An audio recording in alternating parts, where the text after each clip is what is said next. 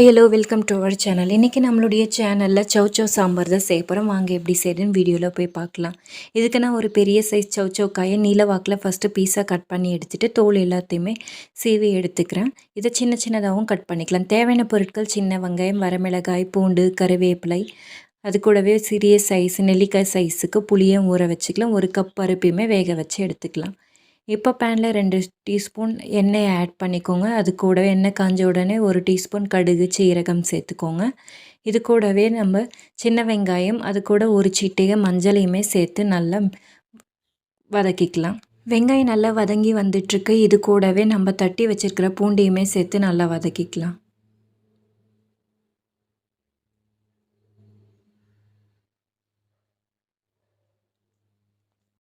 இது கூட நீங்கள் ஒரு சின்ன தக்காளியை கூட சேர்த்து வதக்கிக்கோங்க. நான் இன்றைக்கி தக்காளி சேர்க்காம தான் சௌ சாம்பாரை வச்சுருக்கேன்.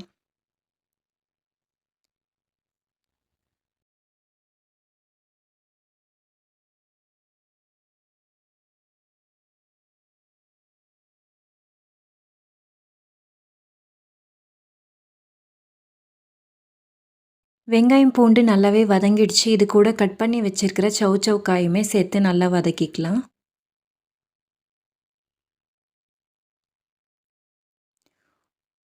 ஒரு பிஞ்சு சால்ட்டையுமே சேர்த்து நல்லா வதக்கி விட்டுக்கலாம்.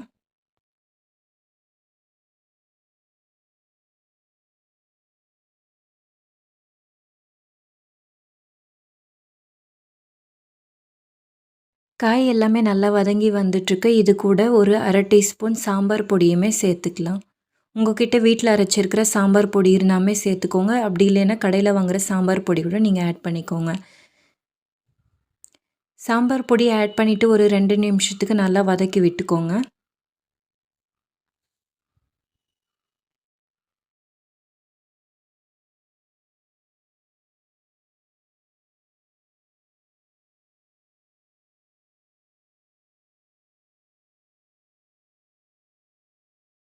தேவையான அளவு காரம் சேர்த்துக்கலாம். நான் 3 டீஸ்பூன் மிளகாய்த்தூள், 3 1/2 டீஸ்பூன் தனியாத்தூள் சேர்த்துருக்கேன்.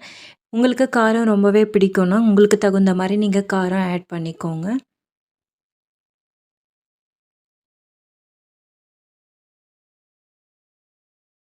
மிளகாய்த்தூள், தனியாத்தூள் ஆட் பண்ணிவிட்டு ஒரு 2 நிமிஷத்துக்கு மீடியம் ஃப்ளேமில் வச்சுட்டு காய்கறி எல்லாமே நல்லா வதக்கிக்கோங்க. காய்கறி எல்லாமே நல்லா வதங்கி வந்திருக்கு. இது கூட இப்போ நம்ம 1 கப்பு பருப்பை வேக வச்சு எடுத்துருக்கோம் இல்லைங்களா? அதை இப்போ ஆட் பண்ணிக்கலாம். ஆட் பண்ணிவிட்டு அந்த பருப்பு தண்ணியிலே ஒரு 2லேருந்து 4 நிமிஷத்துக்கு நல்லா வதக்கி விடுங்க. நல்லா வதங்கி வந்த உடனே இப்போ தேவையான அளவுக்கு தண்ணியுமே ஆட் பண்ணிவிட்டு நல்லா கொதிக்க விடலாம். காய்கறி எல்லாமே நல்லா வதங்கி வரணும்.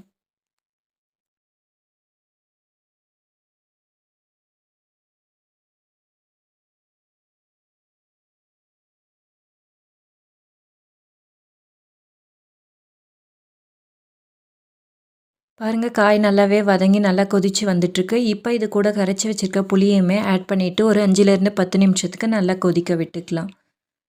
கொதிக்க விட்டுட்டு ஸ்டவ் ஆஃப் பண்ணிக்கலாம். தனியாக தாளிக்கிறதுக்கு கடுகு, வரமிளகாய், கருவேப்பிலை, அது கூடவே பெருங்காயத்தூளையுமே சேர்த்து நல்லா நம்ம தாளிப்பு எடுத்து சாம்பாரில் ஆட் பண்ணிக்கலாம். இது கூடவே கொத்தமல்லி ஆட் பண்ணிட்டீங்கன்னா மணக்க மணக்க உங்களுக்கு ஒரு சுவையான சௌ சாம்பார் ரெடி ஆகிடும்.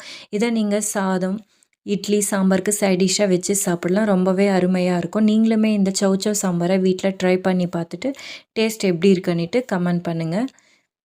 இந்த சாம்பார் ரெசிபி உங்களுக்கு பிடிச்சிருக்குன்னு நினைக்கிறேன். பிடிச்சிருந்தால் லைக் பண்ணுங்கள், ஷேர் பண்ணுங்கள், மறக்காமல் சப்ஸ்கிரைப் பண்ணுங்கள். வேறு ஒரு வீடியோவில் பார்க்கலாம். பாய்.